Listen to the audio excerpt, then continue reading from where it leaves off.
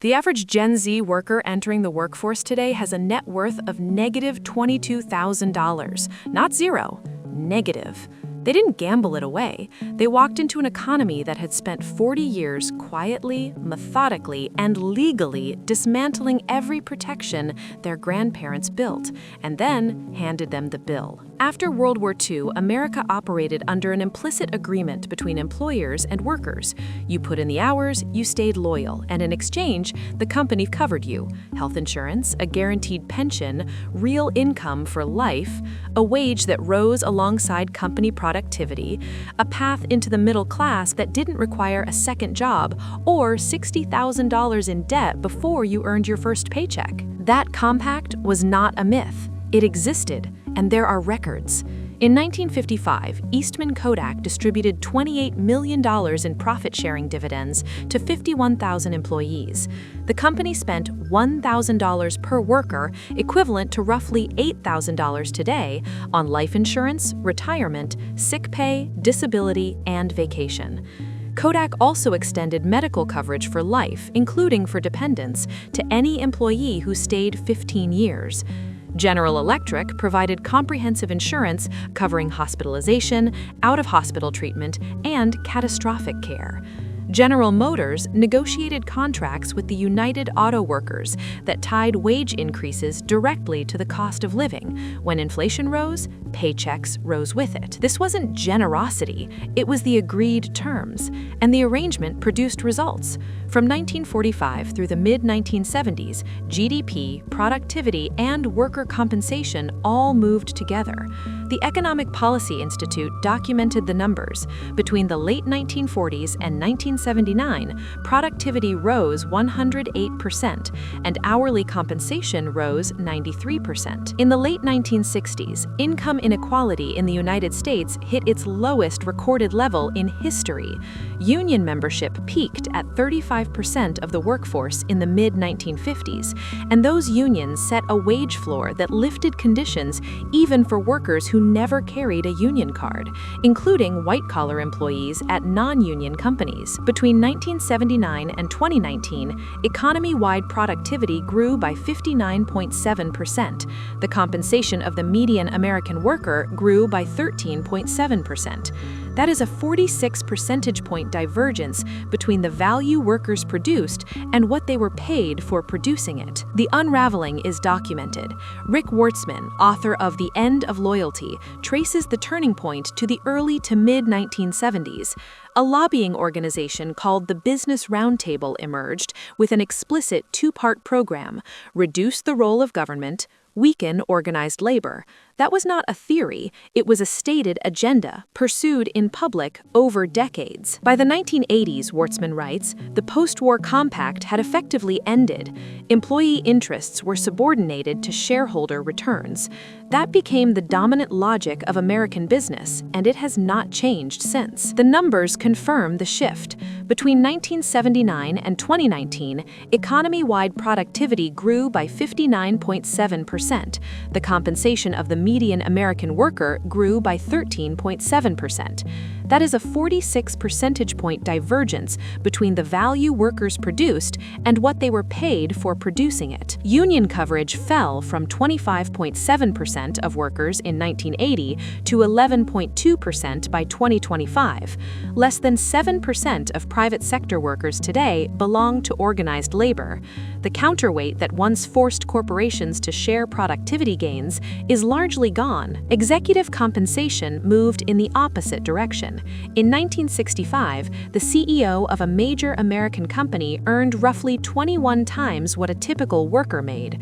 By 1978, that ratio was 31 to 1. By 1989, 60 to 1. By 2000, 380 to 1. In 2024, S&P 500 chief executives took home an average of $18.9 million in total compensation, a 7% increase from the prior year, according to the AFL-CIO's Executive Pay Watch report. The average CEO-to-worker pay ratio across S&P 500 companies reached 285 to 1. At Starbucks, Paychecks, CEO Brian Niccol received $97.8 million in annualized compensation in 2024, 6,666 times the pay of the company's median employee. That is the economic structure Gen Z entered as adults. The housing market they inherited is equally constrained. The average American home cost over $512,000 in 2024. Adjusted for inflation, the same home cost $244,700 in 1975. Gen Z is paying 31% more for homes than millennials paid just a decade ago. Zillow data shows 3 in 5 young renters spend more than 30% of their income on housing. 32% of Gen Zers are spending roughly half their monthly income on rent or mortgage, before food, transportation, or debt service. Americans collectively owe more than $1.7 trillion in student loan debt, a balance that has grown 6-fold since 2003. The average Gen Z borrower carries $20,900 in student loans, 14% more than millennials owed at the same age. 84% of Gen Z student borrowers have delayed buying a home or starting a business because of that debt. 72% have made employment decisions shaped not by career preference, but by loan obligations. 22% of Gen Z borrowers, once pandemic-era forbearance ended, reported feeling confident they could repay what they owed. 45% of Gen Zers currently need a second part-time or full-time job to meet basic expenses, not to save, not to invest, but to cover the month. According to the Harris poll, 57% of Gen Z now carries a side income of some kind, compared to 21% of baby boomers. 80% of those young side income workers say their reliance on that extra money has grown, specifically because of current economic conditions. 52% needed to pay primary bills. A November 2024 survey of 1,000 full-time Gen Z employees conducted by Intelligent.com found that 80% say generational stereotypes have negatively affected their work experience. 48% report that those stereotypes have limited their access to career opportunities.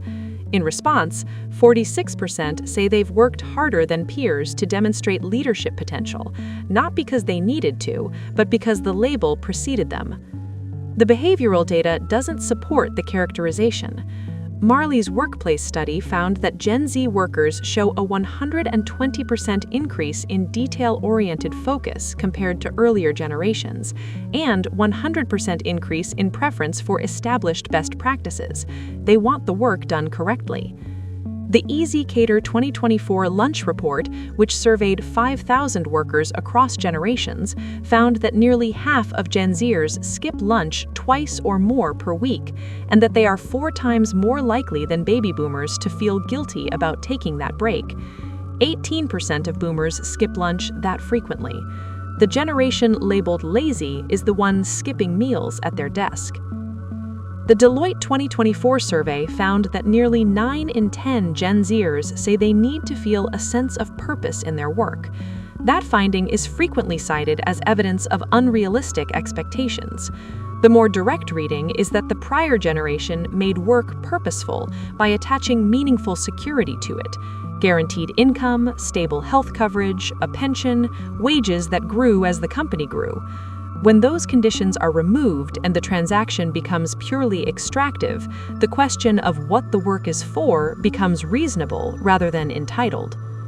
50% of Gen Zers have declined a specific work assignment on ethical grounds, and 44% have turned down a potential employer for the same reason, per Deloitte. That pattern reflects a generation watched corporations declare essential workers heroes in 2020, while delivering temporary $2 per hour pay increases, then eliminating those increases once the public attention moved on. They watched companies post record profits in the same quarters they announced mass layoffs. They accumulated debt to obtain credentials that a college degree was explicitly sold to them as necessary, and then watched that debt treated as a private moral failure, rather than the outcome of a higher education system whose costs grew at 5 times the rate of general inflation. Gallup's 2023 data found that 59% of all American workers, not only Gen Z, qualify as disengaged, doing the minimum required without meaningful investment in the outcome. A 2023 Gallup survey found that 47% of Gen Zers between ages 12 and 26 often or always feel anxious, and more than 1 in 20 often or always feel depressed.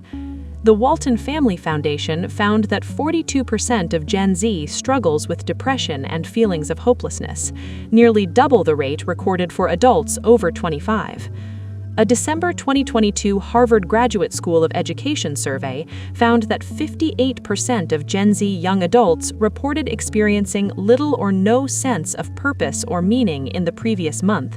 More than half said financial pressure and worry about achievement negatively affect their mental health.